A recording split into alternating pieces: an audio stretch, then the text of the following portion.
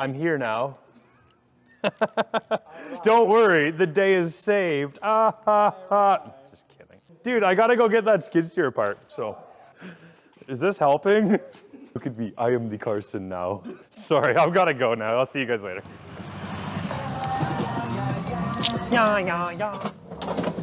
So what are we doing today? Hi, today we got an ASV, RC-30 skid steer with no drive on one side. So we're gonna rip the track off and rip the drive motor off and take a look and see what we find. Rip pieces until we find something broken. Oh yeah, we gotta take the idlers off here, the rollers off, I guess, to take these tracks off. Kind of a cool design, I guess. You get to do a lot of ripping and tearing just to get the track off. I like it. It's stupid. Whatever.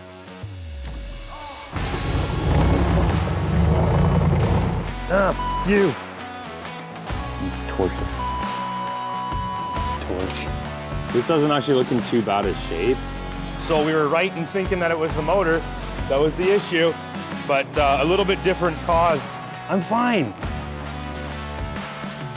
I've never taken one of these ones apart, so come learn with me. Correct me in the comments as we go, because that's super relevant. I'll see it in time. Why didn't you just do this?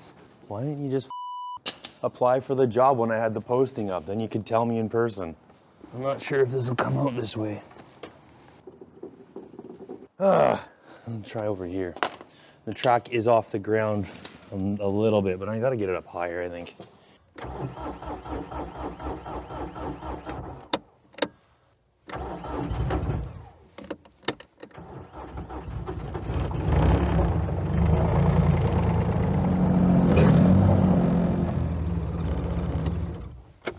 Okay, Let's put some more wood under here.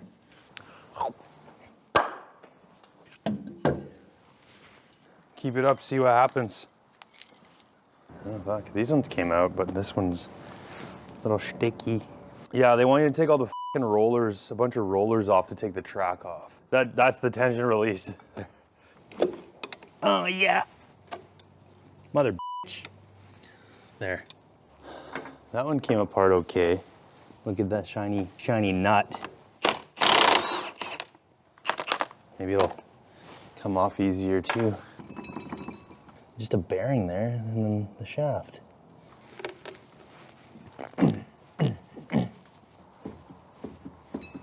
Of course, when you look in the manual, it probably just says remove roller. Take a read here, because I do got the full cervix manual. Oh, you got to use a wheel extractor. A wheel extractor, why didn't I think of that? They literally say like, remove the nut and then use a wheel extractor. Whatever the that is. Isn't ASV like out of business now? Good riddance. I don't even know if they actually are out of business or not. I know there was somebody would probably chime in with all the history about it and give us a lesson, but they came up with their tracks or some shit, and then I think Cat bought them, and then Terex bought them, or I don't even know. If they aren't around, good riddance. That's what you get. Yeah, that's it. It's just a shaft with the nut to retain the wheel. I'm using my wheel extractors. I feel like these plastic wheels are gonna break too. Fucking wheel design.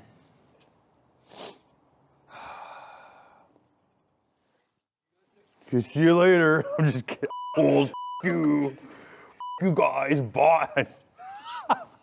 Yeah, I might need two. I'll go grab it, it's fine. I'll just ask Mikey. I'll just go ask Mikey69420 at hotmail.com if he's got one. Just go through his tools. Hey, do you got one of those indexing pry bars?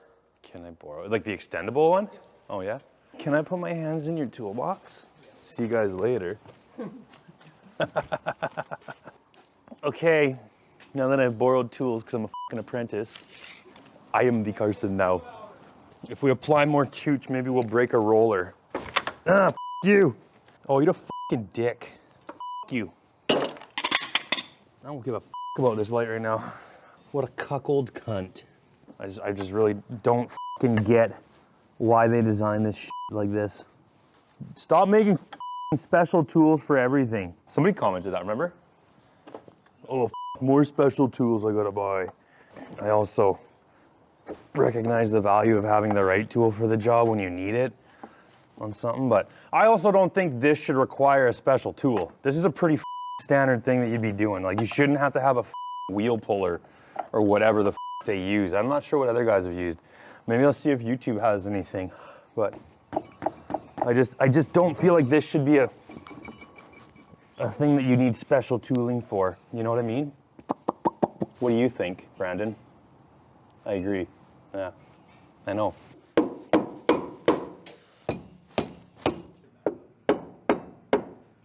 F you.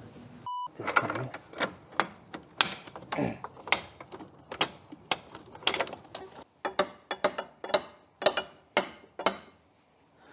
If you're not sure, just do something where you might lose teeth. All right? They're just teeth, they grow back. Let me put some padding down in case I fall. You shouldn't be doing it that way.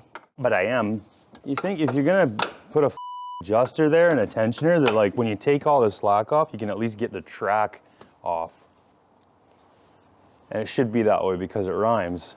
So it would make sense that it does that. Take it all out, it all, just rip it all apart. Like I'm sure they never throw tracks, you know, because their lugs are so huge. I'm pretty sure it was just a snap ring and a nut. And those rollers should pop off.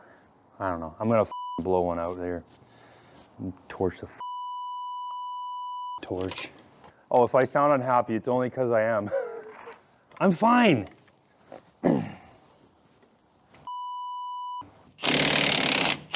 I don't know what this does, but I'm taking it off. Can we take the whole track frame off? Like, is that an option? Yeah, you. That's what I thought. I got it off. Track's off. Kinda. Not really, but I don't know, man.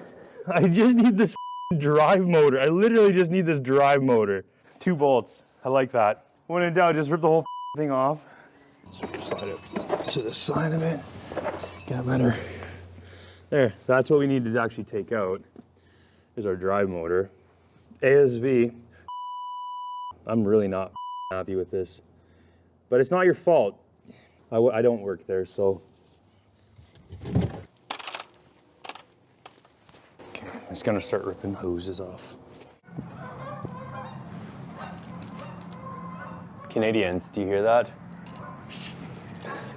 I'm going the wrong way because I'm upside down. Like this job right now, it's late, and I already worked a full day. I'm kind of doing this after hours, not in my prime time of the day, let's say, because I'm trying to get it done for, it's a buddy deal. Trying to keep it inexpensive, right? Now we're just, it's two bolts and 4 lines on the backside to get it off, and it actually came off pretty easy. Now I can work on it out here at least, and I'll probably lift it up with the crane eventually and just see if I can maybe pop some of these rollers loose after. But really, if I can just disassemble this here as it is, then I'll, you know, I'll leave the wheels on.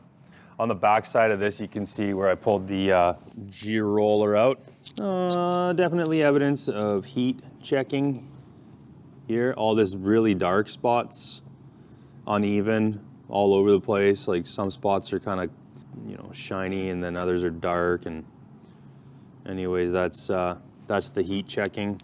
That's just from the oil blasting past that little clearance and heating up, and all the parts are getting hot. This doesn't actually look in too bad a shape. It's a little bit heat checked, and there's actually, well, now I'm feeling there's a little bit of roughness on the tops here. Nail catching. Eventually things wear out, and then clearances increase, and then things get progressively worse. They usually get like, things usually fail and get like exponentially worse. Something just go from being a little leak to being like a big failure. Now we're just gonna keep ripping down until we get the whole motor out.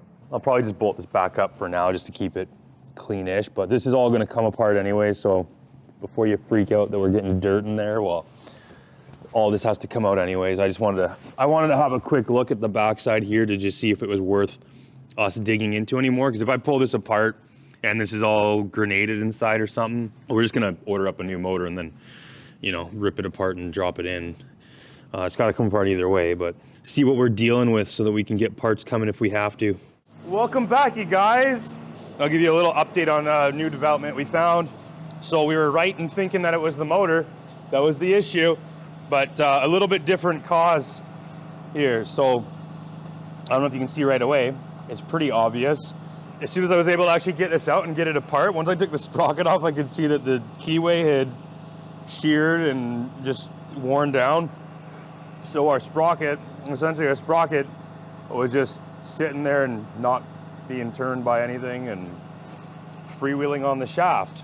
So that would explain why we're getting heat too, because it's just going to be friction there, right? So you can see all the rubbing there and whatever, but it doesn't really matter. It's kind of a moot point, but we got to rip this thing apart and pull the shaft out of it anyway, so it had to come out regardless.